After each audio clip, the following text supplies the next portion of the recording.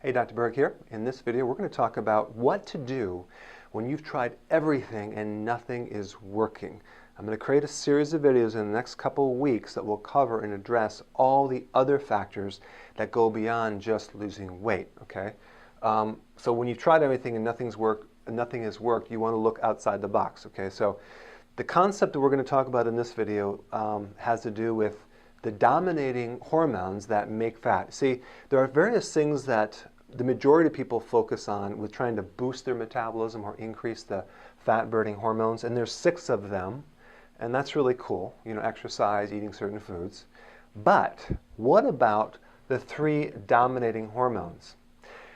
There are hormones that make fat that will nullify any chance of losing weight because they cancel out that fat-burning effect of the good hormones or the fat-burning hormones. Yeah, I'm sorry to tell you that, but yeah, the first one we're going to talk about is cortisol. So in the presence of just a little bit of cortisol, it cancels out a lot of good stuff. It's kind of like if you had a really great day and everything went well, and then that one little negative thing happened that just ruined the whole day.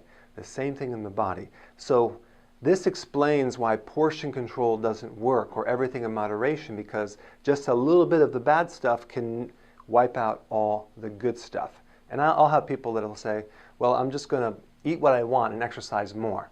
Well, sorry, that may work if you're 18, but not when you get close to 40s and 50s because these hormones are involved. So there's 6 fat-burning hormones. There's 3 hormones that actually dominate and make fat. First one we're going to talk about is cortisol. Cortisol is a stress hormone. It's made by the gland on top of your kidney. You got 2 of them right here.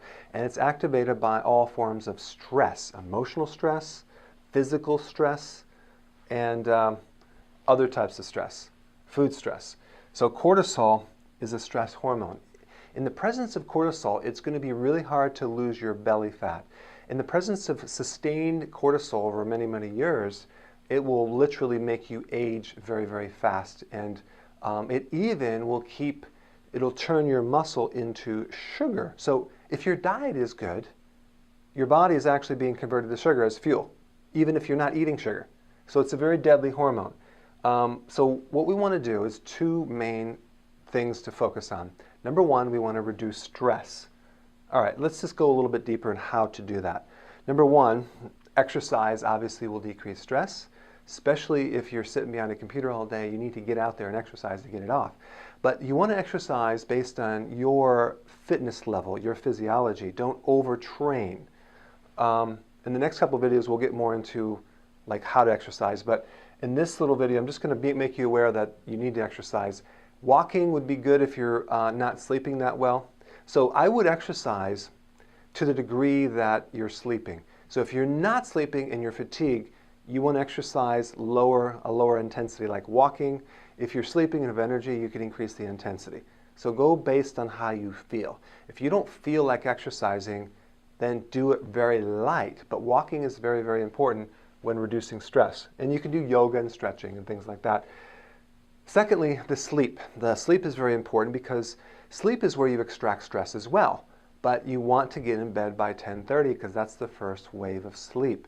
And ideally, we want to sleep for 7 hours.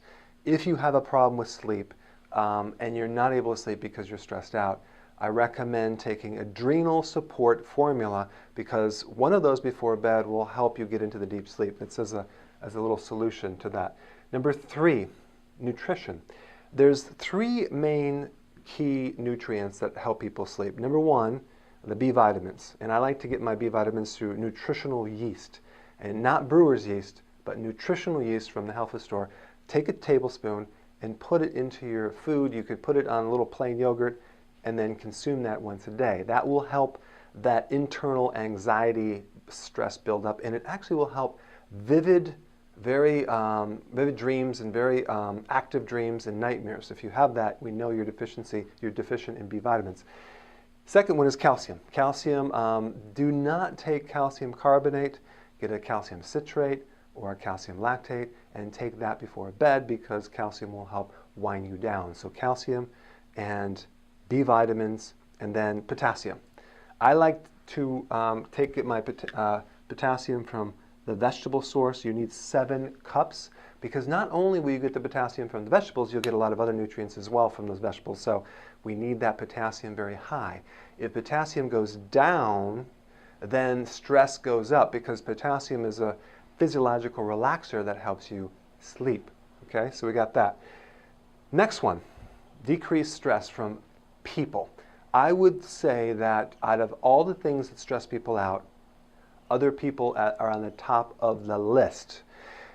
Here you have a situation between, you're stuck between a rock and a hard place. You're working in a place where your boss is a jerk and you can't control the situation. So any situation that you're out of control, you can't quit. You're stuck in a certain situation. Let's say you're married to someone who you're not really happy with. That could be an ongoing stress. And even, let's say you're stuck taking care of a sick parent who's slightly irritable, and you're taking care of a child at the same time, and you're right in the middle. So that is a situation. There's basically two types of people: people that bring you up and people that bring you down.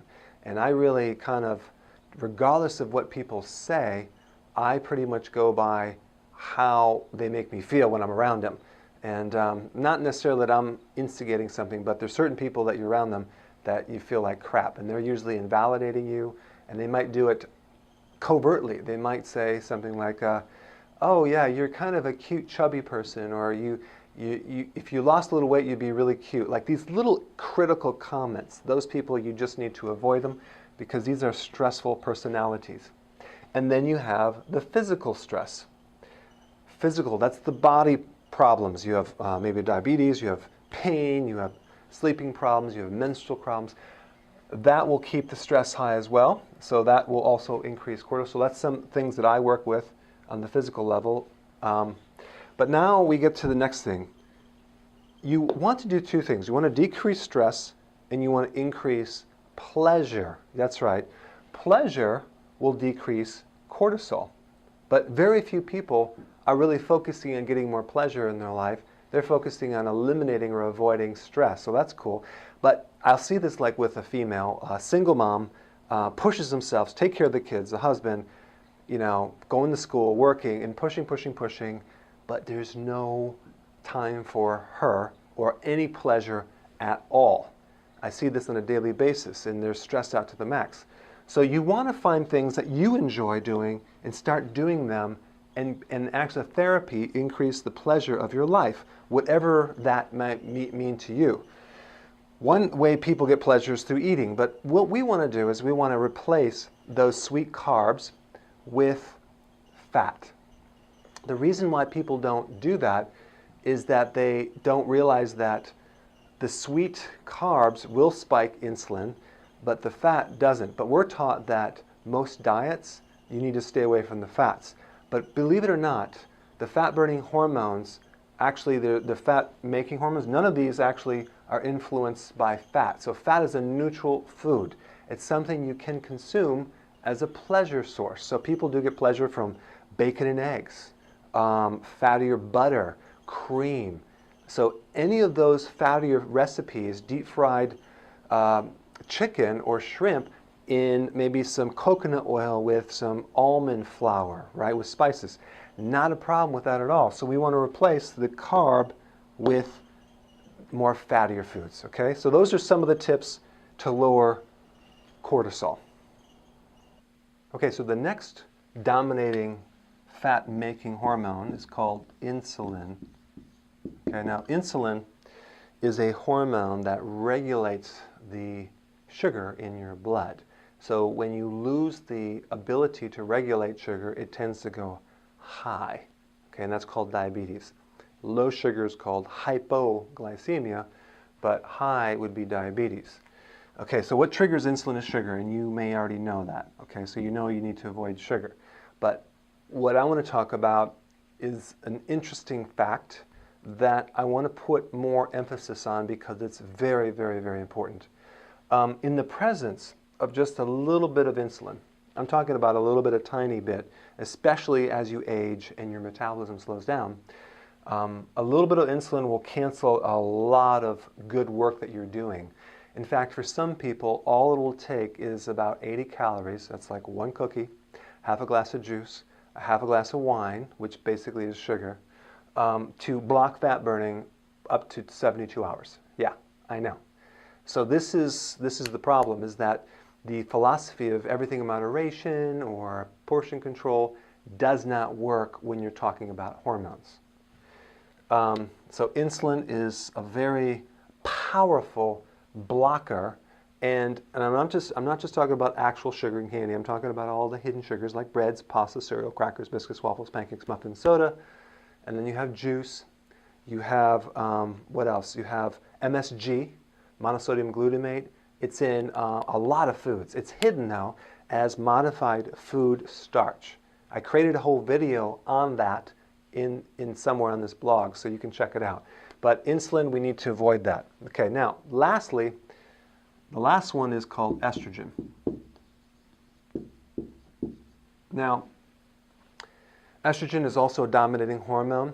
It's not as important as insulin, but it's a factor that can keep you from losing weight. Number one, if your menstrual cycle is too heavy, if it's too long, if it's too painful, if it's irregular, chances are you're estrogen dominant. Too much estrogen will make you get fat in the hips, in the butt, and lower pooch below the belly button, and it will eventually cause a fibroid, which then will make more estrogen. Yeah, so it's just kind of a never-ending cycle. And of course, there's environmental estrogens, like you would take birth control pills or hormone replacement therapy, or even a pregnancy could spike the estrogen. Environmentally, it could be also the hormones in the food supply that you're consuming, and it also could be soy. Soy is very estrogenic.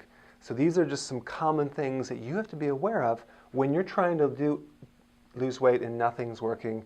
You want to look at anything that's triggering these counter hormones, not just these right here. So I hope I increase the awareness to look at other things outside the box, because you have to be able to look very lateral to see what's causing your situation. I'll see you in the next video.